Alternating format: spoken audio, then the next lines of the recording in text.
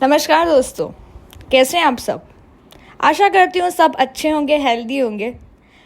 आज मैं आपके लिए लेके आई हूँ नई रेसिपी, आलू और चीज़ की सैंडविच, जो कि एकदम इजी और चीज़ी भी है। तो फटाफट से निकालते हैं अपना तवा, 3 टेबलस्पून ऑयल डाल देते हैं। उसके बाद यहाँ पे हमने एक बड़ा सा ऑनियन फाइन चॉप करके ऐड किया है। उसके अंदर हम गार्लिक ऐड कर रहे हैं।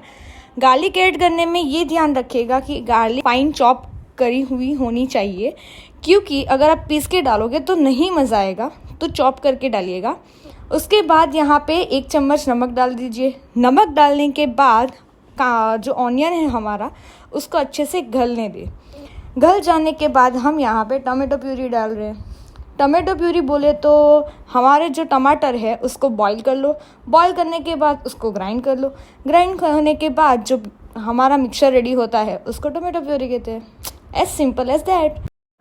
टमाटो प्यूरी ऐड करने के बाद हम यहाँ पे ऐड कर रहे हैं 1 टेबलस्पून मरी पाउडर, 1 चम्मच ऑरिगानो, 1 चम्मच चिली फ्लेक। उसके बाद अपनी सॉस को तब तक पकाते रहिए जब तक वो टमाटो प्यूरी में से सॉस नहीं बन जाता। यानी कि हमारा जो टमाटो प्यूरी है वो पतला है, वो जैसे जैसे पकता जाएगा वैसे वैसे उसका जो टेक्सचर है वो घाटा हो जाएगा।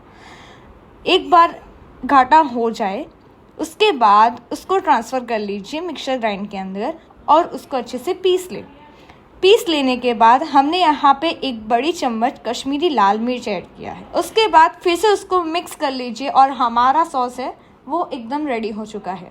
सॉस रेडी हो जाने के बाद हम चलते हैं अपने आलू का जो बैटर है वो रेडी करने के लिए। तो चलिए पहले ले लेते हैं कढ़ाई।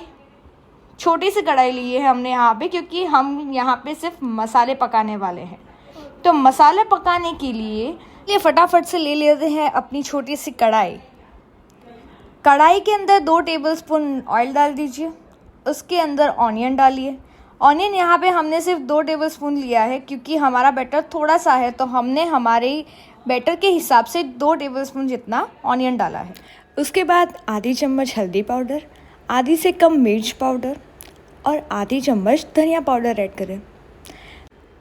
उसके बाद उसको अच्छे से मिक्स कर ले। और दोस्तों यहाँ पे ध्यान रखिएगा कि हम यहाँ पे अपने ऑनियन को ज़्यादा गलने नहीं देना है, थोड़ा सा पक जाए उसके बाद हरा मिर्च और आदू की पेस्ट डाल दीजिए। 1 बड़ा चम्मच चाट मसाला, 1 चम्मच मरी पाउडर और स्वाद अनुसार सॉल्ट।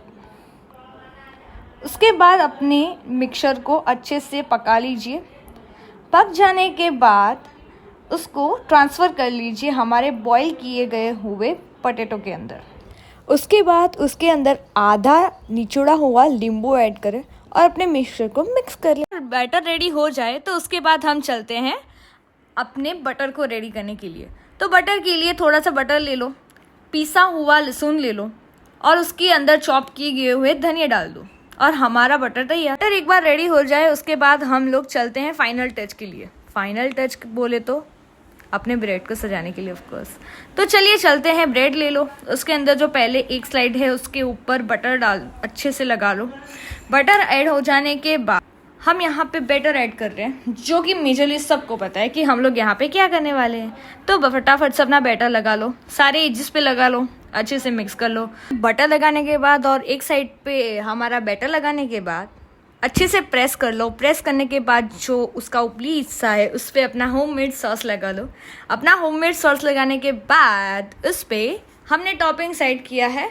हम यहाँ पे ऑनियन लिया है और कैप्सिकम भी लिया है। अगर आपको कोई और टॉपिंग्स ऐड करनी है तो आप अपने हिसाब से ऐड कर सकते हो, वो आपकी मर्जी है।